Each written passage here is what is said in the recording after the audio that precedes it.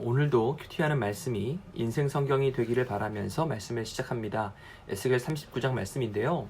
스압주의, 여러분이 보는 큐티책에 글씨가 정말 깨알같이 작게 기록되어 있다는 것만으로도 너무나 부담되는 본문이죠. 그러나 본문이 길어도 매일매일 인생 성경은 5분 컷입니다. 바쁜 현대인의 삶을 위한 맞춤형 큐티 설교 이제 시작합니다. 어제 분명히 하나님께서 이스라엘을 마곡의 소나기로부터 건지신다라고 했습니다. 그 이야기가 계속 되는데요. 하나님이 심판하시겠다라고 말씀하시는 대상이 곡입니다. 그러니까 3절 4절에 다 이스라엘 산 위에 엎드러지리라 이런 말이 나오더라도 여기에 심판을 당하는 사람들이 이스라엘 백성이 아닙니다. 마곡 연합군이죠. 이스라엘에 쳐들어왔던 사람들이 멸망을 당하는 거예요. 9절 보니까 적들은 큰 방패, 작은 방패, 활, 화살, 몽둥이, 창 이런 거 갖고 오지만 하나님은 그것마저도 다 모아서 불살라서 7년 동안 연료로 사용하시겠다라고 말씀하시는 거예요. 대적들이 자기 힘으로 하나님을 막아보려고 대적하려고 할지 모르겠지만 하나님은 그런 모든 시도를 허사로 만드세요.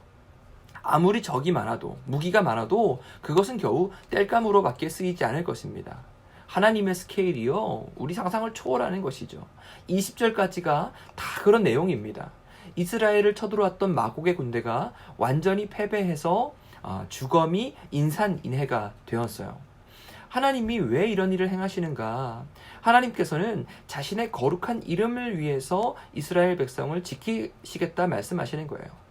우리 때문이 아니고 본인의 거룩한 이름을 위해서라고 말씀하세요. 21절, 내가 내 영광을 여러 민족 가운데에 나타내어 모든 민족이 내가 행한 심판과 내가 그 위에 나타낸 권능을 보게 하리니. 22절, 그날 이후에 이스라엘 족속은 내가 여호와 자기들의 하나님인 줄 알겠고. 하나님께서는 권능으로 자신의 하나님 되심을 직접 드러내세요. 사람이 하는 게 아니고요, 하나님이 직접 일으키시는 역사입니다.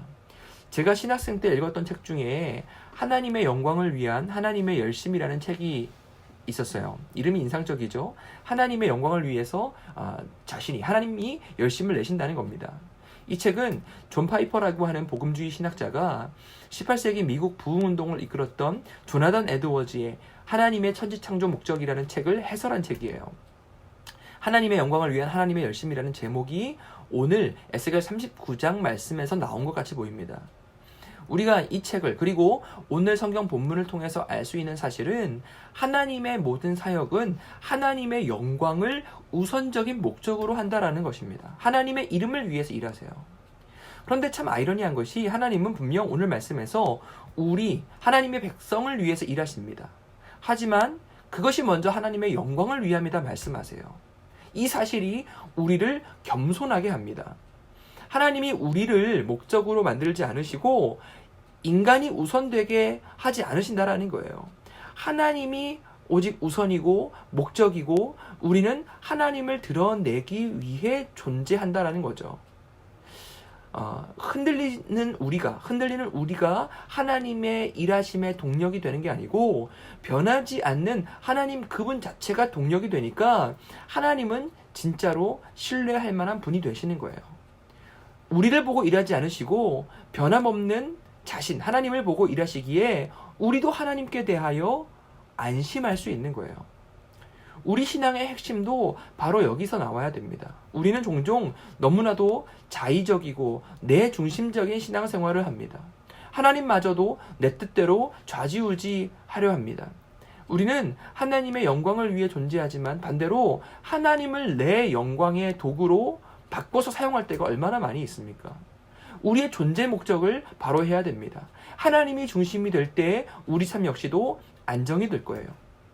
오늘도 하나님은 자신의 영광을 위해서 우리를 돌보시는 하나님이십니다. 우리 역시 하나님의 영광을 위해서 살아가야 됩니다. 그 우선순위를 잃지 않는 오늘 하루, 하나님을 위해 살아가는 오늘 하루가 되기를 축복합니다.